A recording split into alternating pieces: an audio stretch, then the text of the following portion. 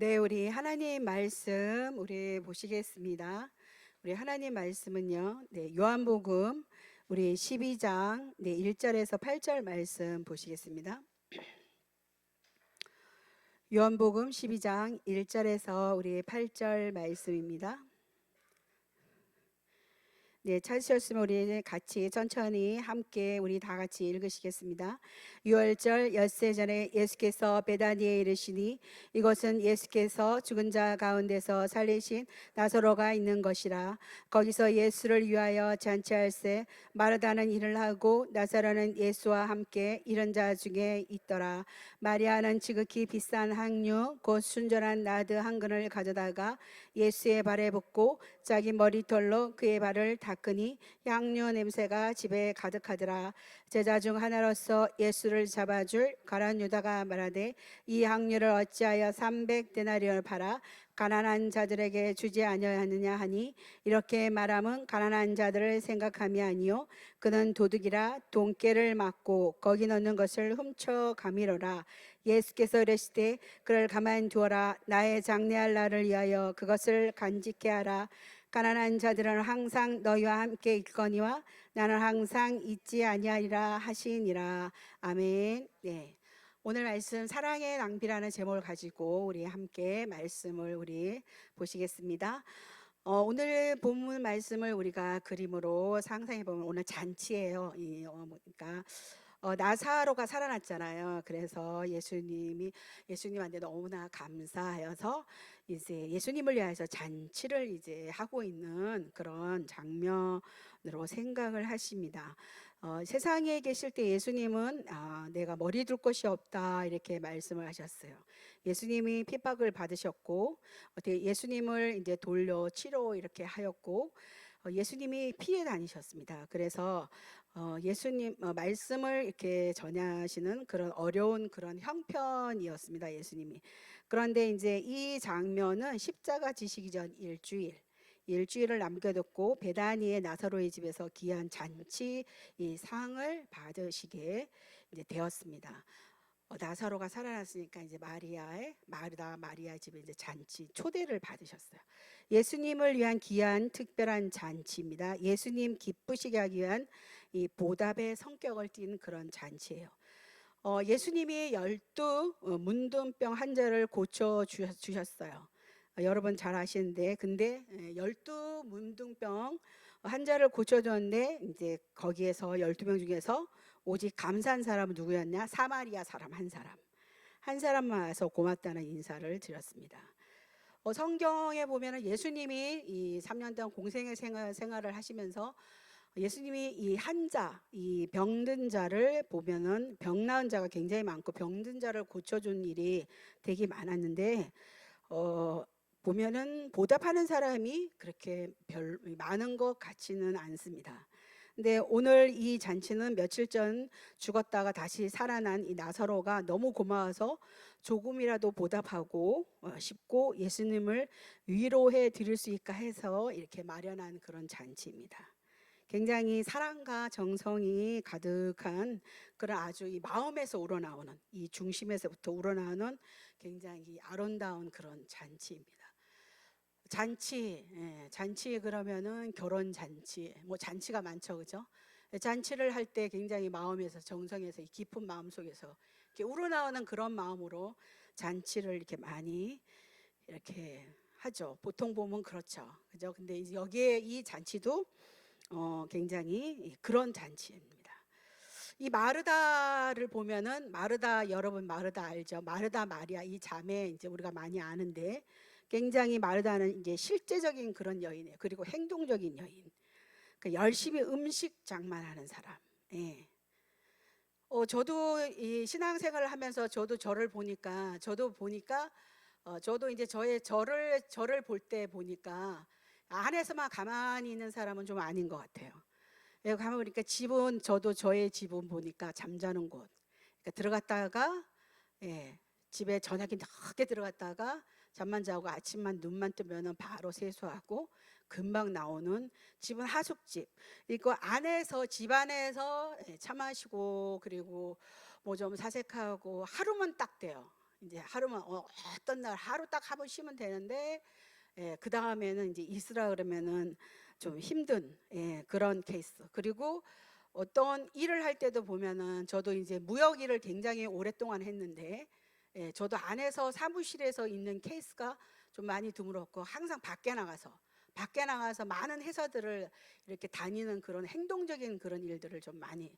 그러니까 저도 보니까 행동적인 일에 저한테 많이 그런 것 같아요. 그리고 좀 이렇게 행동적인, 실제적이고 저도 행동적인 이야기, 저도 마르다와 같은 사람 아닌가. 그래서 이 교회 일이 어떻게 보면은 저한테 행동적인 일은 저도 참 맞는 것 같습니다. 그래서 하루 종일 앉아갖고 저보고 사무만 보라 그러면은 저도 참 스트레스 많이 받는 그런 형인 것 같아요. 그래서 이 마르다는 굉장히 행동적인 일, 열심히 음식 장만하는 그런 사람.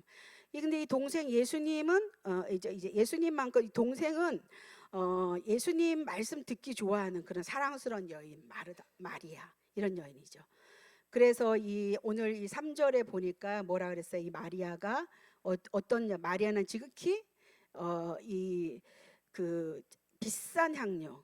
이 마리아는 그런 굉장히 말씀 듣기 좋아하는 사랑스러운 여인인데 오늘 이 마리아가 지극히 비싼 향료고 순전한 나드 한 근을 가져다가 예수의 발에 붓고 자기 머리털로 그의 발을 닦으나 향료 냄새가 집에 가득하더라 이렇게 얘기를 했어요. 이게 굉장한 일인데요. 이 머리는 사람의 맨 위에 있는 소중한 부분이고 특히 이스라엘 여자들은 머리털을 마치 면류관처럼 소중하게 생각하는 풍습이 있답니다. 우리도 그렇죠. 우리가 머리에서 발까지 보면은 머리가 이상하면은 뭔가 안 풀리는 것 같죠. 머리가 굉장히 참 우리도 머리를 되게 중요하고 여자들은 특히 머리에 굉장히 신경이 많이 쓰는데 이 이스라엘 여인들도 머리털 면류관처럼 소중하게 생각하는. 그래서 머리를 자르지 않고 길러가지고 이 긴 머리를 굉장히 자랑스럽게 이렇게 간수를 한답니다. 근데 그 머리를 어떻게 예수님의 발을 씻겼다는 거. 이거는 굉장히 존경에 대한 최고의 표현이고 사랑의 고백이라고 말할 수가 있습니다.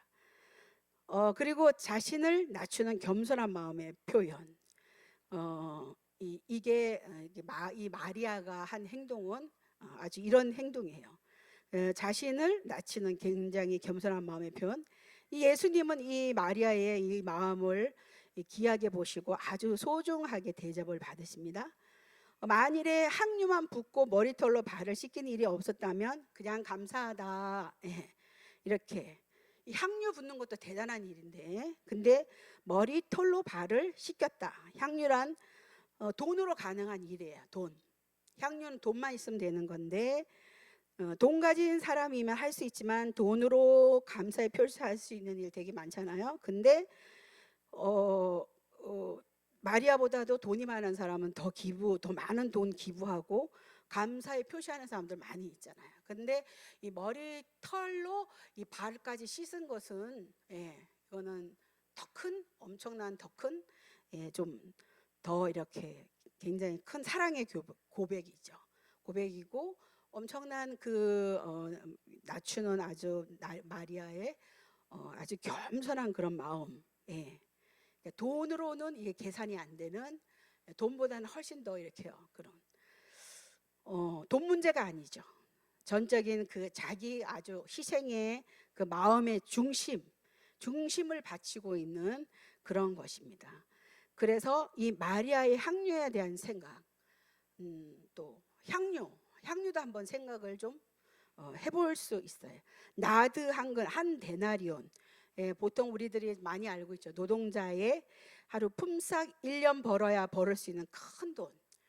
큰 돈. 3,500만 원. 보통 보면은 우리 연봉이죠. 1년 연봉. 웬만한 사람들의 연봉. 귀한 향유. 결혼 풍습으로 이 혼수 준비하는 거예요. 이 여자들이. 이 혼수 준비를 위해서 이제 옷하고 이게 향유를 준비를 한대 여자들이 유대인 여자들이. 근데 이것도 유대인 중에 부자 여자들이 이 향유를 가지고 있고. 근데 어머니가 세상도 하는데 보통 보면은 보통 주지 않았을까 하는. 그러니까 이 마르다 마리아는 좀 부자였다 그래요. 예, 그래서 어머니가 세상 떠날 때 주지 않았을까. 그러니까 자기가 가진 것 중에서는 굉장히 귀한 거예요. 자기가 가진 것 중에서 가장 귀한 것. 이 귀한 거를 예수님한테 바쳤다는. 그러니까 사랑의 극치적인 아주 최고의 표현이죠. 예, 이 마리아가 이렇게 한 거예요. 네, 그렇습니다. 마리아가 예수님한테 이렇게 표현을 했어요. 여기에서 이제 우리가 사랑이라는 걸 되게 많이 얘기를 하는데, 사랑의 조건에 대해서 이제 많이 있습니다. 많이 있는데 제가 그냥 한번 사랑의 조건에 대해서 한번 말씀 한번 드려보겠습니다. 저도 이걸 보면서 여러분 오늘 이 말씀 들으시고 전도사님 말씀 틀렸어요 이렇게 말씀하시는 분들 좀 나올 수도 있을 것 같아요. 근데 그렇더라도 설교 말씀은 선포입니다. 그냥 들으시기 바랍니다. 설교는 하나님의 말씀은 선포이니까. 네, 자, 자기 희생이 없는 사랑의 조건은 자기 희생입니다. 자기 희생은 희생 없는 사랑은 사랑이라고 할 수 없습니다. 여러분 이거는 잘 알고 계시겠죠? 그리고 사랑은 자기 소멸이라고 합니다. 자기 소멸. 사랑하는 동안에 내가 없습니다. 자, 사랑하는 동안에 내가 없다 그래요. 자, 요거를 우리들의 인생을 한번 생각을 한번 해보겠습니다. 특히 여러분 어머니들. 자, 여러분 보통 보면은 20대, 30대, 20대 중반부터 30대 그때 이제 결혼을 하시죠. 그리고 30대, 40대, 지금 50대 이제 많이 더 나이 드셔갖고 이렇게 오래오래 이제 그렇게 이제 이 삶을 이제 사시는데 보통 30대, 40대 중반까지 이렇게 사시다가 어느 날 문득 잃어버린 자기에 대해서 소스라치게 놀랍니다. 뭘 놀랄까요? 왜 놀랄까요? 왜 놀랄까요? 예, 놀라고 있습니다. 이렇게 눈치챌 수도 있는데요. 처음에는 결혼을 해가지고 이제 정신없이 아이가 생겼어요. 그러니까 너무 예쁘죠. 그러니까 그 아이를 키우느라고 정신이 없어요. 세월을 보냅니다. 그 아이가 커가지고 학교도 갑니다. 그리고 남편이 뒷바라지 보니까 남편이 승진도 하고 뭐도 하고 사업도 막 번창하고 뭐도 하고 막 이러다 보면 정신없이 세월을 보내요. 보내고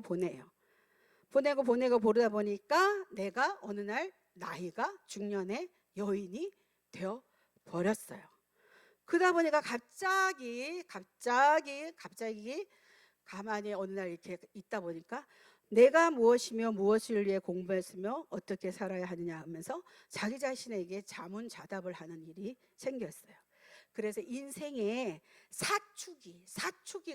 사춘기의 위기가 오게 되었어요. 그러니까 자기를 잃어버렸다고 생각을 하는 거예요.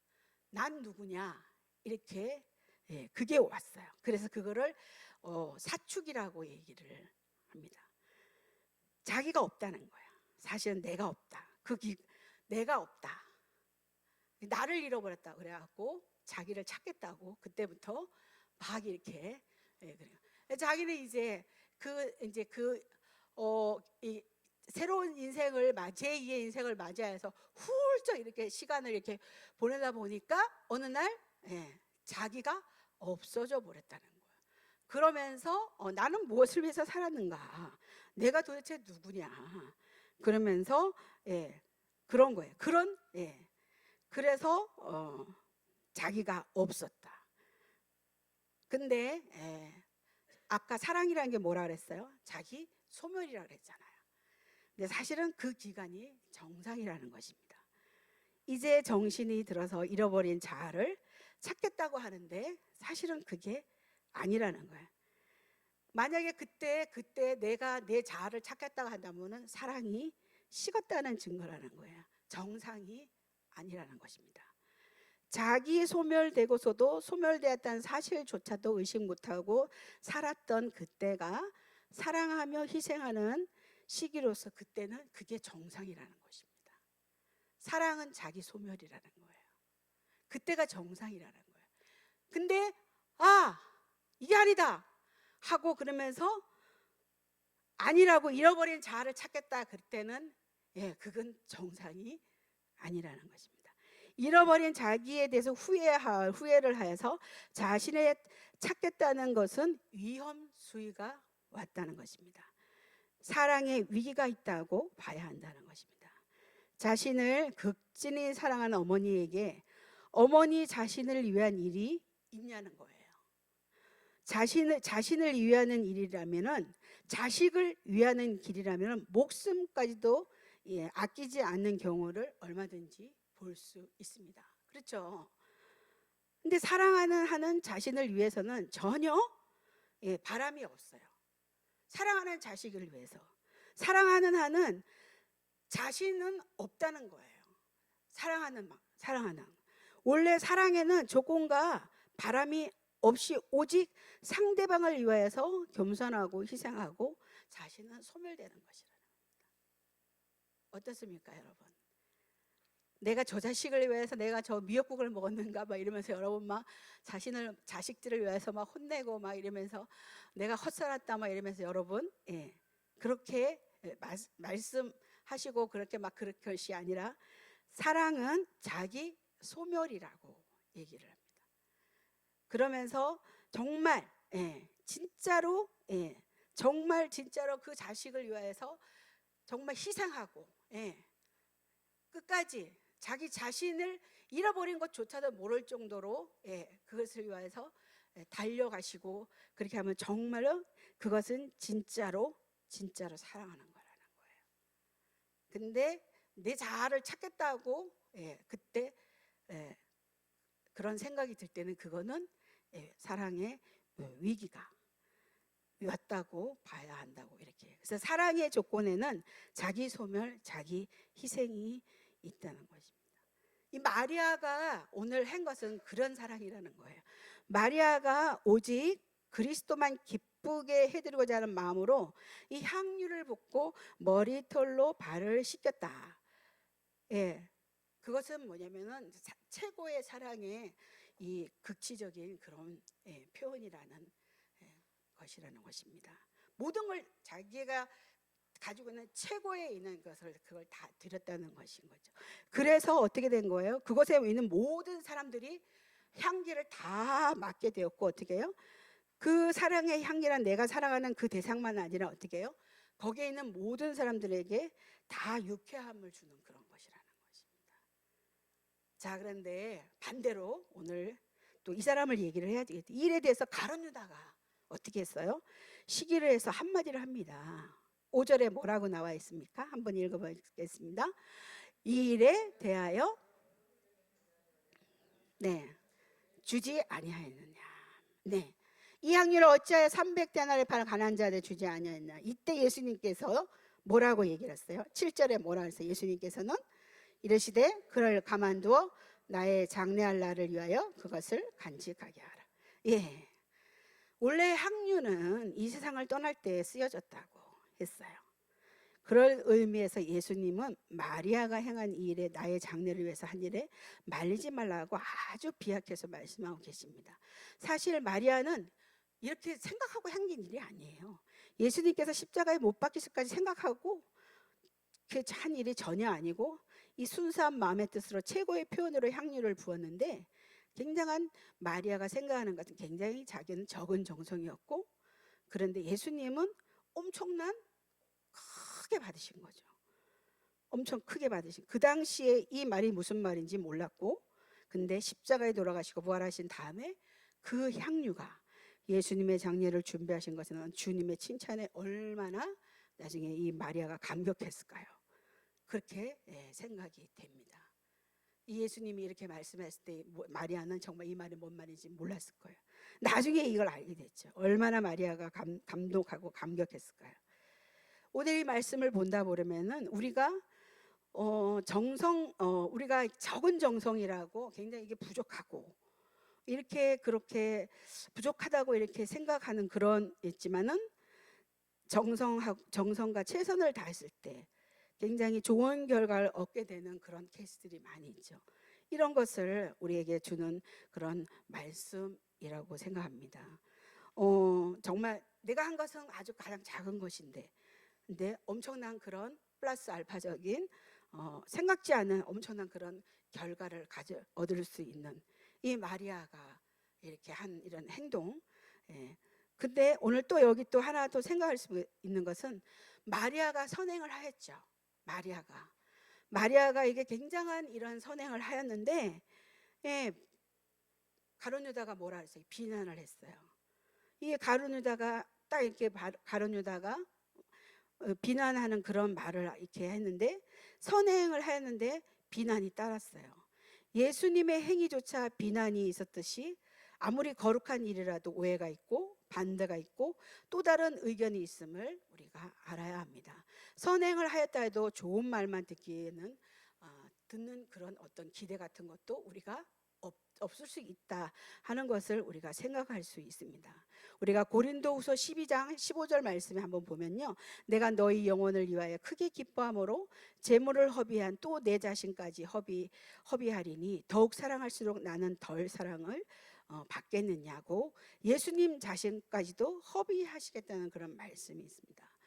오늘 제가 제목을 사랑의 낭비라고 했는데, 이게 뭐가 사랑의 낭비냐? 사랑하면은 낭비가 뒤따릅니다.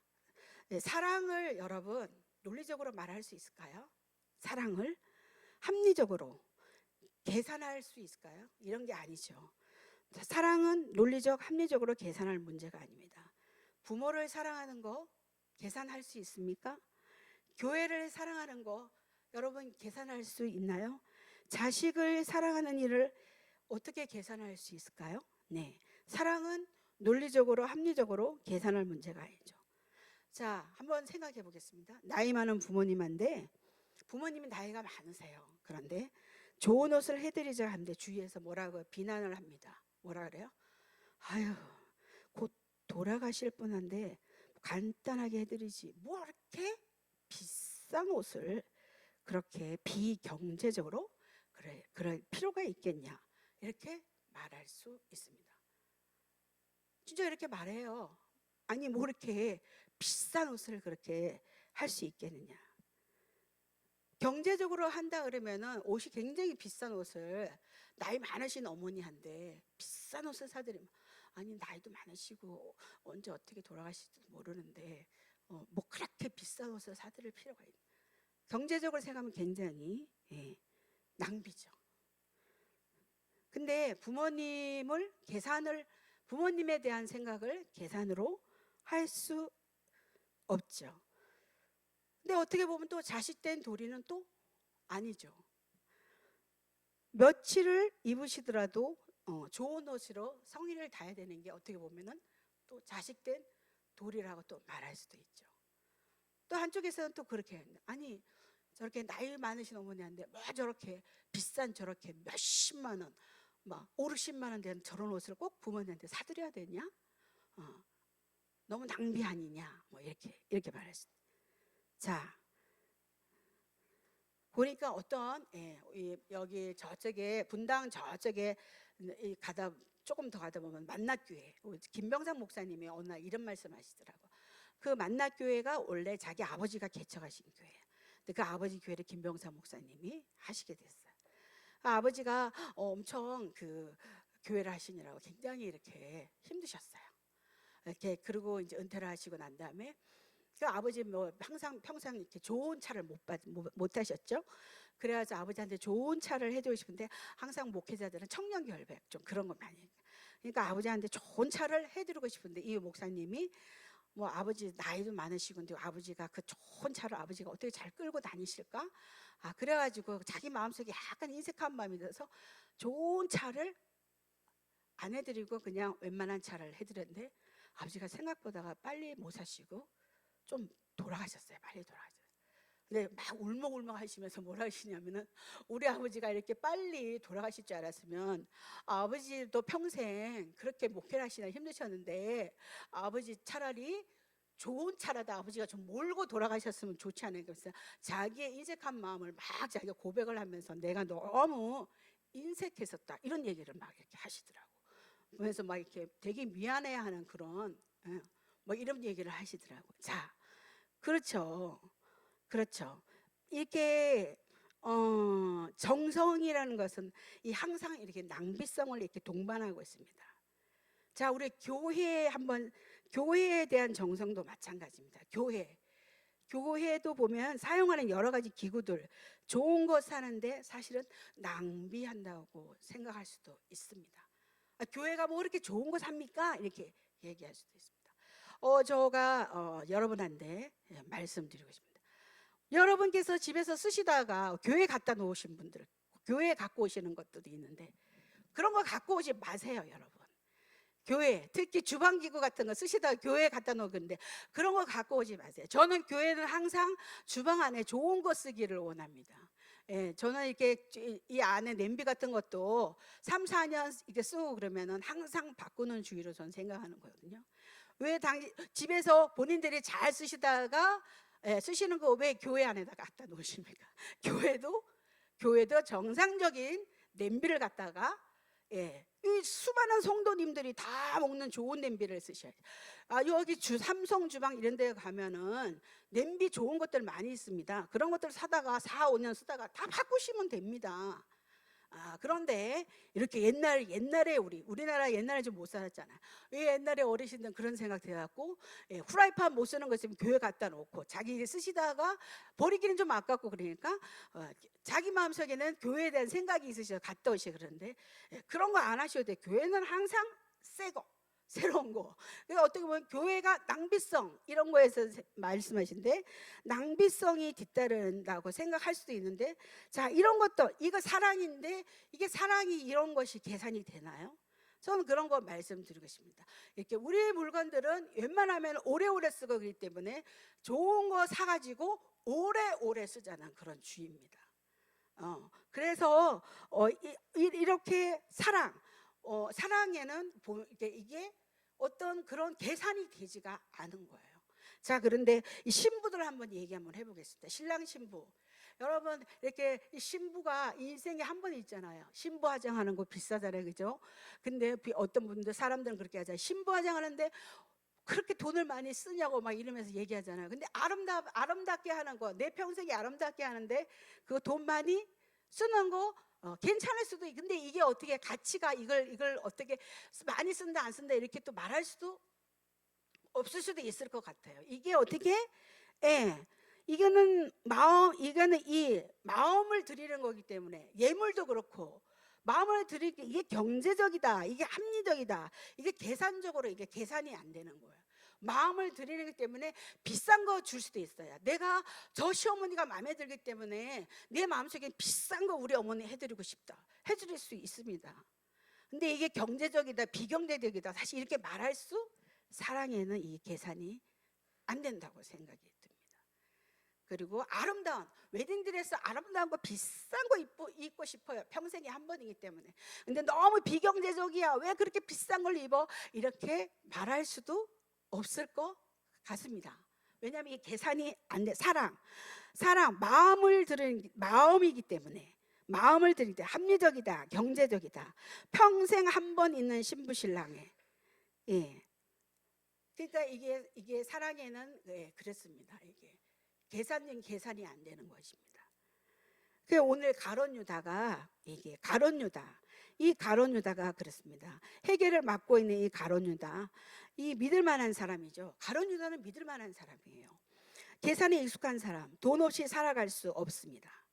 그러나 돈이 이 가룟 유다 머릿속에 꽉 차 있어서 모든 것이 이 돈으로만 보인다면 돈으로서 이 가룟 유다는 이 안목이 흐려졌어요. 근데 모든 사람이 돈만 눈에 보인다면은 안목이 흐려진다면 큰일이라는 거예요. 모든 것을 돈으로 계산하는 사람 만나면은 입은 옷이 얼마냐 집을 방문해도 얼마짜리 집인가 자 식사를 한번 사려 한다면 이 돈을 내가 며칠 벌어야지만은 이게 되는 건가 이런 걸 계산한다면은 참 힘들어요. 그러니까 뭘 보는 거예요? 모든 안목을 뭘로만 보는 거예요? 돈으로만 본다는 거.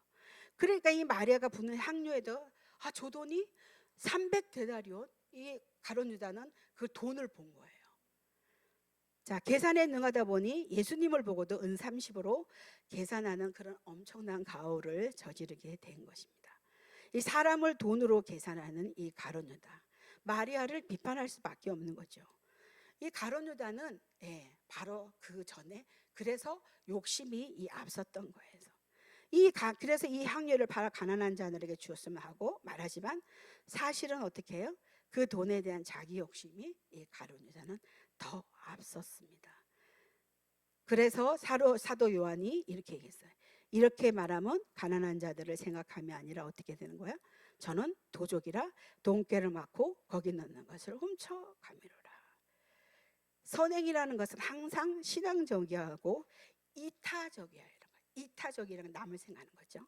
자기를 생각하는 마음이 있는 한은 선행이 아닙니다. 어떤 거예요? 선행 뒤에 인사를 받고자 하는 마음이 있으면은 안 되는 거예요. 그럼 이타적인 마음이 아닌 것입니다. 그래서 오늘 8절 말씀 한번 읽어볼게요. 예수님의 말씀하시면 예수님이 이렇게 했습니다. 가난한 자들은 항상 너희와 함께 있거니와 나는 항상 있지 아니하리라 하시리라. 예수님께서 마리아의 행위를 비난하는 가룟 유다의 말을 막으시면서 귀한 오늘 말씀을 하셨습니다. 항상 오늘 행하는 이 선행이 이 종말론적이라는 것입니다. 자, 이 윤리라는 것은 평상시 윤리가 있고 종말론적 윤리가 있는데 지금 당장 죽는다 할 때 선이냐 하는 것과 젊은 사람들이 평소에 생각하는 선은 같은 것이 아니라는 것입니다. 이 예수님의 말세의 윤리는 아이벤 자에게 하가 있으리라 부자에게 하가 있으리라고 하신 것처럼 난리의 시대의 말세에는 윤리관이 달라진다는 거예요. 그러므로 지금 예수님께서 십자가에 돌아가시는 그 종말론적인 사건 앞에서는 가난한 자의 일이 우선이 아니고 그리스도와의 관계가 우선이라는 것입니다. 그래서 이것은 굉장히 종말론적 윤리에 대한 중요한 말씀입니다. 가난한 자는 어떻게 해요? 항상 있다는 거예요. 기회가 또 있을 수 있지만 그리스도와의 관계는 어떻게 해요? 이것이 지나가면 어떻게 해요? 끝이라는 거예요. 끝이라는 것입니다. 그렇기 때문에 이 가룟 유다에게 예수님께서는 아주 귀한 말을 해요. 가난한 자는 항상 있지만 기회가 또 있을지만은 그리스도와의 관계는 이것이 지나가면은 끝입니다. 그래서 십자가에 돌아가서 종말론적 사건 앞에서는 가난한 자의 일이 우선이 아니고 그리스도와의 관계가 우선이라고 예수님께서 오늘 말씀하고 이 선행에 대해서 그래서 오늘 이 마리아가 한 거에 대해서 이렇게 오늘 말을 하고 있습니다. 오늘 이 말씀 가운데서 선행도 굉장히 중요하지만 지금 오늘 이 마지막 8절 말씀으로 예수님이 우리들에게 말씀하시는 거는 복음이 더 중요하다는 것을 잊어서는 안 된다는 것을 오늘 우리에게 말씀하고 있습니다. 선행도 굉장히 중요한 거예요. 가난한 자는 항상 있다는 거예요. 그러나 그리스도와의 관계는 이것이 지나가면 끝이라는 거예요. 복음이 중요하다. 그러면서 뭐라 하냐? 사랑, 정성 이것이 중요하다는 거예요. 사랑, 정성, 순수한 사랑, 헌신, 방법과 지혜가 부족하다 하더라도 우리가 어떤 방법, 어떤 지혜 우리가 부족하다 하더라도 그 결과는 하나님께서 플러스 알파해서 우리가 하는 일은 정말 어떻게 보면은 굉장히 아닌 것 같고 어떤 적은 정성으로 우리가 하지만은 그것을 하나님께서는 플러스 알파로 더 큰 역사로 플러스 알파를 주셔서 더 큰 역사로 하나님께서는 열매 맺게 하시는 그러한 하나님이시다 하는 것을 오늘 우리들에게 말씀하시고 계십니다. 그래서 이 마리아가 이 향유를 이렇게 붓는 이런 행동 이것에 대한 이 말씀이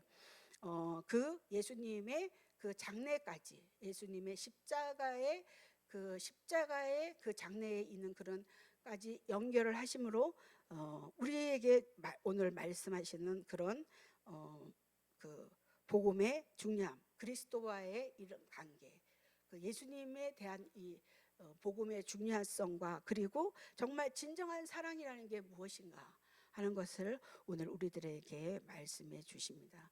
가장 우리들은 보잘것없고 우리들이 하는 일들은 적은 정성이지만 언제나 그것을 플러스 알파로 크게 우리들에게 더 큰 역사로 우리들에게 열매 맺게 해주시는 하나님의 그 큰 사랑을 우리가 오늘도 한번 더 생각해 봅니다. 마리아가 실제로 한 것은 아주 작은 정성이지만 이것이 예수님의 더 큰 장래 일까지 하게 된 것인지는 마리아 자체도 몰랐다는 것입니다.